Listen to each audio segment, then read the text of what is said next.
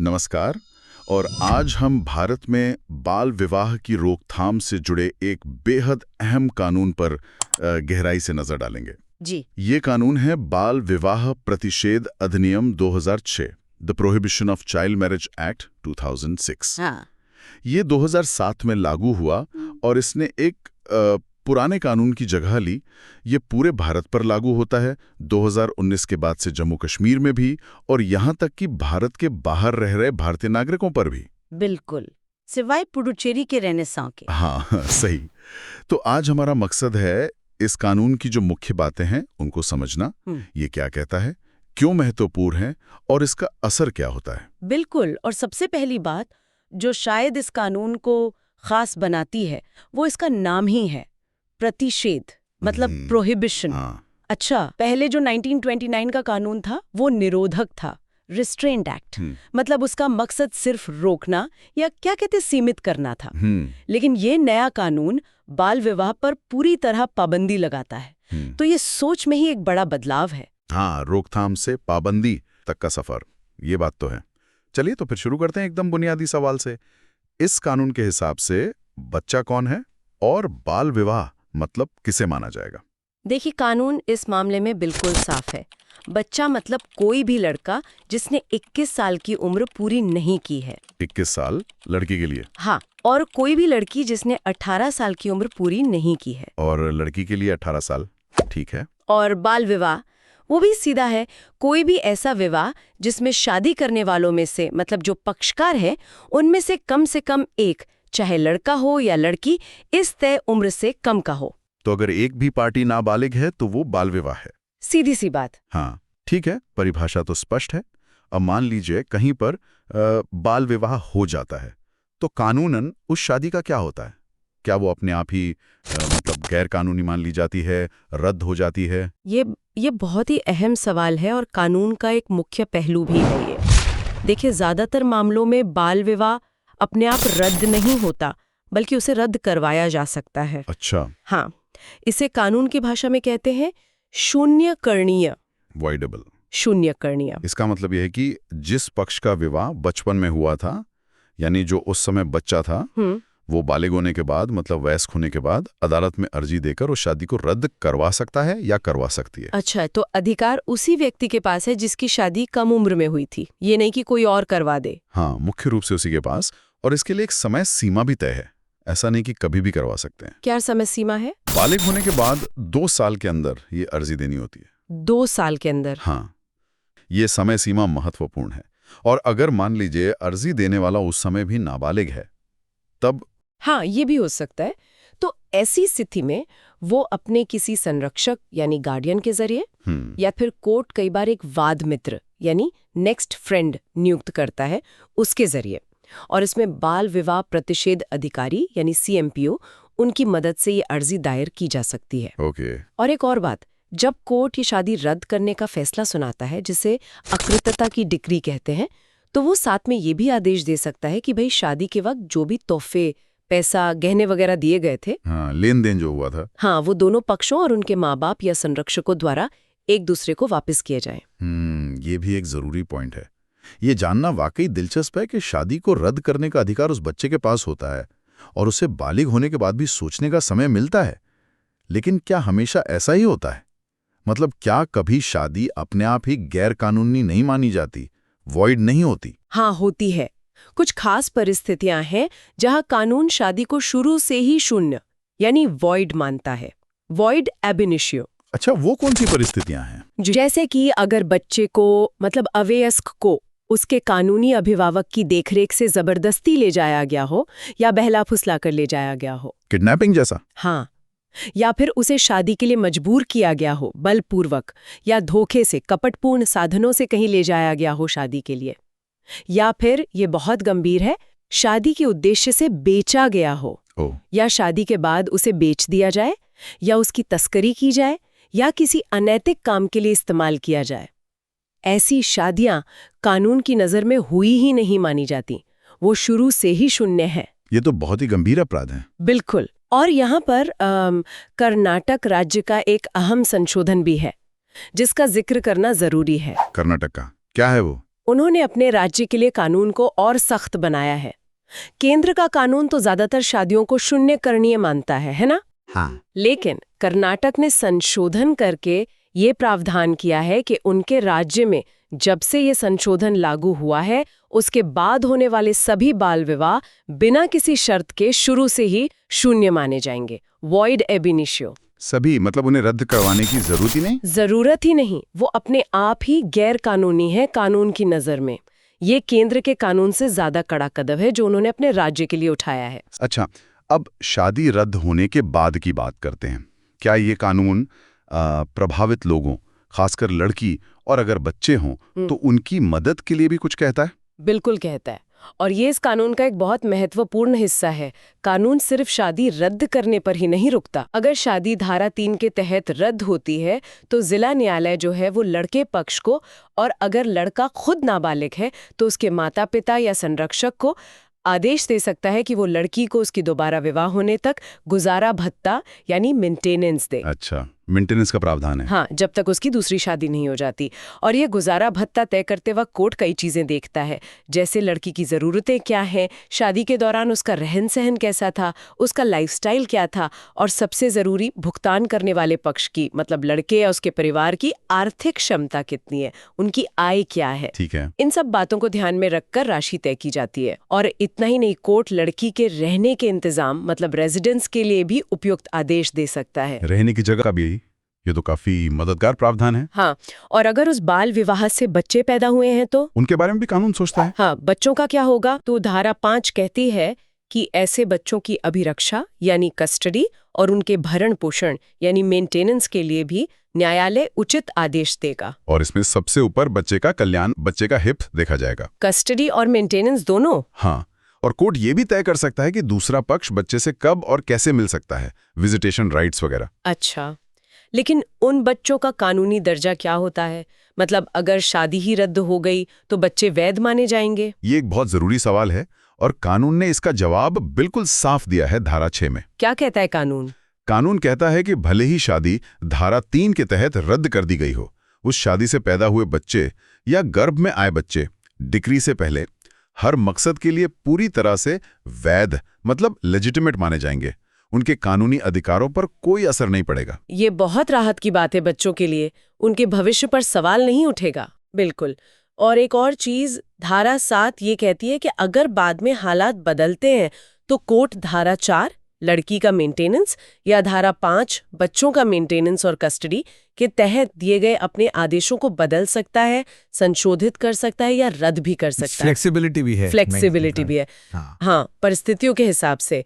और धारा 8 ये बताती है कि ये अर्जियां किस कोर्ट में देनी है, मतलब कहाँ का जिला न्यायालय सुनेगा, जहाँ प्रतिवादी रहता है या बच्चा रहता है, या जहाँ शादी हुई थी, या जहाँ दोनों आखिरी बार साथ रहे थे, या फिर जहाँ अर्जी देने वाला खुद रह रहा है। कई विकल्प दिए हैं। ठीक है, तो ये कानून शादी रद्द करने के साथ साथ उसके बाद के जो परिणाम होते हैं, खासकर महिलाओं और बच्चों की सुरक्षा और देखभाल, उनका भी पूरा ध्यान रखता है। ये तो हुई मदद की बात। अब आते हैं सजा पर। जाहिर है इस कानून को तोड़ने वालों के लिए सजा का प्रावधान भी होगा ही। हाँ, बिल्कुल।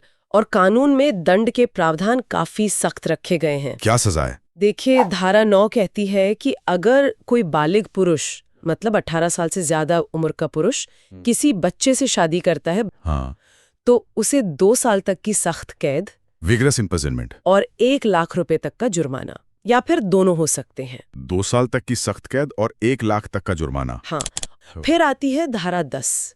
ये उन लोगों के लिए है जो बाल विवाह करवाते हैं या उसका संचालन करते हैं या उसे निर्देशित करते हैं या उसे दुष्प्रेरित करते हैं, मतलब अबेट करते हैं। जैसे पंडित, मौलवी या परिवार के बड़े लोग। कोई भी जो शादी संपन्न करा रहा है या उसका पूरा इंतजाम देख रहा है या किसी भी तरह से उकसा रहा है या मदद कर रहा है, उन सब के लिए भी यही सजा है, 2 साल तक की सख्त कैद और 1 लाख रुपए तक का जुर्माना। सबके लिए बराबर। हाँ, बस उन्हें एक बचाव का मौका मिलता है अगर वो ये साबित कर दें कि उन्हें विश्वास करने का कारण था कि ये बाल विवाह नहीं था, लेकिन साबित करना पड़ेगा। मुश्किल होगा साबित करना। हाँ। और फिर धारा 11 जो बहुत महत्वपूर्ण है, ये बच्चे के माता पिता या संरक्षक या कोई भी व्यक्ति या संस्था जिसकी देखरेख में बच्चा है, हाँ। अगर वो बाल विवाह को बढ़ावा देते हैं या जानबूझकर होने देते हैं या लापरवाही से उसे रोकने में नाकाम रहते हैं, इसमें शादी में शामिल होना भी शामिल है। मतलब अगर माँ बाप शादी में शामिल भी होते हैं तो? हाँ, तो उन्हें भी 2 साल तक की सख्त कैद और 1 लाख रुपए तक का जुर्माना हो सकता है। ये तो बहुत बड़ी जिम्मेदारी डाली गई है माता पिता और संरक्षकों पर। बिल्कुल, समाज में संदेश देने के लिए ये जरूरी भी है। लेकिन यहाँ मूल कानून में एक बात थी, उसमें लिखा था कि किसी भी महिला को इस धारा के तहत कारावास मतलब जेल की सजा नहीं दी जाएगी। अच्छा, सिर्फ जुर्माना दी है। अब सवाल ये उठता है कि क्या इन शादियों को होने से पहले रोकने के लिए भी कोई व्यवस्था है? मतलब शादी हो ही ना पाए? हाँ है, कानून में इसकी भी व्यवस्था है जो बहुत कारगर हो सकती है। धारा 13 के तहत कोर्ट को ये अधिकार है कि वो होने वाले किसी बाल विवाह को रोकने के लिए आदेश जारी कर सकता है। कैसा आदेश? इसे व्यादेश या इंजंक्शन कहते हैं। मतलब एक तरह का स्टे ऑर्डर। अच्छा, स्टे ऑर्डर। हाँ, ये आदेश कोर्ट कैसे जारी कर सकता है? या तो किसी बाल विवाह प्रतिषेध अधिकारी CMPO की अर्जी पर, या किसी और व्यक्ति की शिकायत पर, या कहीं से कोई सूचना मिलने पर, या यहाँ तक कि कोर्ट खुद से संज्ञान लेकर मतलब सुओ मोटो भी यह आदेश दे सकता है। मतलब कोर्ट को पता चले कि बाल विवाह होने वाला है तो वो रोक सकता है? बिल्कुल, अगर कोर्ट को लगता है कि फला जगह पर बाल विवाह की तैयारी चल रही है या होने वाला है तो वो उसे रोकने का आदेश दे सकता है। आमतौर पर ऐसा आदेश देने से पहले कोर्ट उन लोगों को जिनकी शादी हो रही है या जो करवा रहे हैं उनको नोटिस भेजता है और उनकी बात सुनता है। लेकिन अगर मामला बहुत जरूरी है, मतलब शादी बिल्कुल होने ही वाली है, तो कोर्ट बिना नोटिस दिए भी तुरंत एक अंतरिम व्यादेश मतलब टेम्पररी इंजंक्शन जारी कर सकता है। तुरंत रोक? हाँ, ताकि शादी रोकी जा सके। बाद में फिर सुनवाई हो सकती है। और अगर कोई इस अदालती रोक के आदेश को ना माने तो कोर्ट ने स्टे दिया फिर भी शादी कर दी तो ये अपने आप में एक गंभीर अपराध है। धारा 13 के तहत जारी व्यादेश का उल्लंघन करने पर भी सजा है वही 2 साल तक की सख्त कैद और 1 लाख रुपए तक का जुर्माना या दोनों। इसकी भी सजाएं? हाँ, और यहाँ भी वही बात, मूल कानून में महिलाओं को जेल से छूट थी जिसे कर्नाटक ने हटा दिया है और न्यूनतम सजा भी तय की है।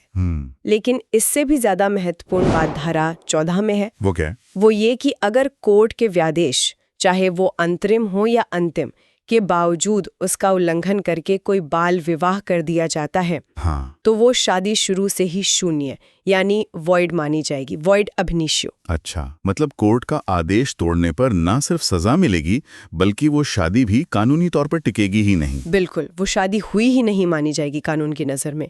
तो ये इंजंक्शन वाला प्रावधान शादी को होने से रोकने का एक बहुत मजबूत तरीका है। ये वाकई एक मजबूत प्रावधान लगता है। अब ये सब तो ठीक है, कानूनी बातें हुई, परिभाषा, सजा, रोकथाम, लेकिन जमीन पर मतलब असलियत में इस कानून को लागू कौन करवाता है? किसकी जिम्मेदारी है सब देखने की? हाँ, ये भी बहुत जरूरी सवाल है। कानून बना देना एक बात है, उसे लागू करना दूसरी। तो इसके लिए कानून ने एक पूरा तंत्र बनाया है। क्या है वो तंत्र? पहली बात तो ये, जैसा हमने पहले भी जिक्र किया, इस कानून के तहत दंडनीय अपराध संज्ञेय हैं। कॉग्निजेबल मतलब पुलिस बिना किसी वारंट के गिरफ्तारी कर सकती है। ओके। और ये अजमानतीय भी हैं, मतलब जमानत मिलना आसान नहीं है, कोर्ट की मर्जी पर निर्भर करेगा। ये दोनों चीजें ही कानून की गंभीरता को दर्शाती हैं। हाँ, नॉन अवेलेबल होना तो काफी सीरियस है। बिल्कुल। बाल विवाह प्रतिषेध अधिकारियों की चाइल्ड मैरिज प्रोहिबिशन ऑफिसर्स या CMPOs। CMPO ये कौन होते हैं? राज्य सरकारें हर जिले या क्षेत्र में इन अधिकारियों की नियुक्ति करती हैं। ये खास तौर पर इसी काम के लिए होते हैं। अच्छा, इनका काम क्या होता है फिर? इनका काम बहुत फैला हुआ है। इनका मुख्य काम है बाल विवाह को रोकना। अगर कहीं होने की खबर मिले तो उसे रुकवाना। अगर शादी हो गई है तो उसके खिलाफ सबूत इकट्ठा करना, जो पक्षकार हैं उनको सलाह देना, परामर्श देना, समाज में जागरूकता फैलाना, बाल विवाह के बुरे असर के बारे में लोगों को बताना। अवेयरनेस और काउंसलिंग भी? हाँ, पीड़ितों की मदद करना। धारा 3 शादी रद्द करवाना, धारा 4 मेंटेनेंस, धारा 5 बच्चों की कस्टडी और धारा 13 इंजंक्शन के तहत कोर्ट में अर्जी देना और समय समय पर सरकार को रिपोर्ट देना कि उनके इलाके में क्या स्थिति है। ये सब इनकी जिम्मेदारियों में शामिल है। काफी बड़ी जिम्मेदारी है। हाँ, और उन्हें अपना काम करने के लिए शक्तियां भी दी गई हैं। राज्य सरकार चाहे तो उन्हें पुलिस अधिकारी जैसी कुछ शक्तियां भी दे सकती है। अच्छा। हाँ, और कानून ये भी कहता है कि ये सीएमपीओ लोक सेवक माने जाएंगे, पब्लिक सर्वेंट्स, आईपीसी की धारा 21 के तहत। और अगर वो नेक नियति से, मतलब गुड फेथ में अपना काम करते हुए कोई कदम उठाते हैं तो उनके खिलाफ कोई कानूनी कार्रवाई नहीं की जा सकती, उन्हें प्रोटेक्शन भी है। ये जरूरी है ताकि वो बिना डरे काम कर सकें? बिल्कुल। तो एक समर्पित अधिकारी, पुलिस की सक्रिय भूमिका और सख्त कानूनी प्रावधान, ये सब मिलकर जमीनी स्तर पर इस कानून को लागू करने का प्रयास करते हैं। ठीक है। क्या इस कानून से जुड़ी कोई और खास बात है जो हमें जाननी चाहिए? कुछ और प्रावधान? हाँ, 2-3 छोटी-छोटी बातें और हैं। एक तो धारा 19 है, जो राज्य सरकारों को इस कानून के प्रावधानों को लागू करने के लिए नियम बनाने की शक्ति देती है। रूल्स बना सकते हैं वो। ओके, राज्यों का अधिकार। दूसरा धारा 20 है। इसने हिंदू विवाह अधिनियम 1955 में एक छोटा सा बदलाव किया है। उस अधिनियम की धारा 18A में बाल विवाह से जुड़े उल्लंघन के लिए जो दंड था, उससे इस नए कानून के बराबर कर दिया है। अच्छा, कंसिस्टेंसी के लिए। हाँ, ताकि दोनों कानूनों में एक ही सजा हो, वही 2 साल तक की सख्त कैद या 1 लाख जुर्माना या दोनों। ठीक है। और तीसरा धारा 21, जैसा हमने बिल्कुल शुरू में कहा था, ये वो धारा है जो पुराने बाल विवाह निरोधक अधिनियम 1929 को निरस्त करती है, मतलब रिपील करती है, उसे खत्म करती है। पुराने कानून की जगह ये नया कानून आ गया। बिल्कुल। हालांकि इसमें यह भी लिखा है कि जो मामले पुराने कानून के तहत उस समय चल रहे थे, जब ये नया कानून आया, वो पुराने कानून के हिसाब से ही निपटाए जाएंगे। ठीक है, ये भी स्पष्ट है। बिल्कुल। तो अगर हम आज की पूरी चर्चा को समेटें, तो ये जो बाल विवाह प्रतिषेध अधिनियम 2006 है, ये एक बहुत ही व्यापक, कॉम्प्रिहेंसिव कानून लगता है। हाँ है। ये न सिर्फ बच्चे और बाल विवाह की परिभाषा तय करता है, बल्कि ये भी बताता है कि ऐसी शादी कब रद्द करने योग्य, वॉइडेबल होगी, और कब सीधे अमान्य, वॉइड होगी। सही। फिर ये पीड़ितों, खासकर लड़कियों और बच्चों के लिए गुजारा भत्ता और उनकी देखभाल, उनकी कस्टडी का भी इंतजाम करता है। बच्चों की लेजिटिमेसी को सुरक्षित रखता है। और दूसरी तरफ ये कानून शादी करने वाले बालिगों, शादी करवाने वाले या उसमें मदद करने वालों, और यहाँ तक कि लापरवाही बरतने वाले माता पिता और संरक्षकों के लिए भी काफी सख्त सजा तय करता है। बिल्कुल। और सबसे आखिर में इसे लागू करने के लिए एक तंत्र भी बनाता है। कोर्ट के जरिए शादी रोकने का आदेश, समर्पित अधिकारी सीएमपीओज और पुलिस की भूमिका, साथ ही अपराध को संज्ञा और अजमानतीय बनाकर। आपने बिल्कुल सही सारांश दिया। इस कानून का असली महत्व इसी बात में है कि ये बाल विवाह जैसी एक गहरी जड़ें जमा चुकी सामाजिक समस्या से निपटने के लिए एक मजबूत कानूनी इच्छा शक्ति दिखाता है। हाँ, जैसा हमने शुरू में कहा था, निरोध से प्रतिषेध की ओर बढ़ना, ये अपने आप में एक बड़ा कदम है। ये दिखाता है कि अब इरादा सिर्फ इसे काबू में करने का नहीं, बल्कि इसे जड़ से खत्म करने का है। सही। और खासकर जो कर्नाटक जैसे राज्यों के संशोधन हैं, वो दिखाते हैं कि कानून को समय के साथ और ज्यादा प्रभावी और सख्त बनाने की दिशा में भी काम हो रहा है, जो कि एक अच्छी बात है। हाँ, ये कानून यकीनन एक बहुत महत्वपूर्ण हथियार है इस लड़ाई में। लेकिन जाते जाते एक सवाल मेरे मन में आ रहा है, जिस पर शायद हम सबको, समाज को सोचने की जरूरत है।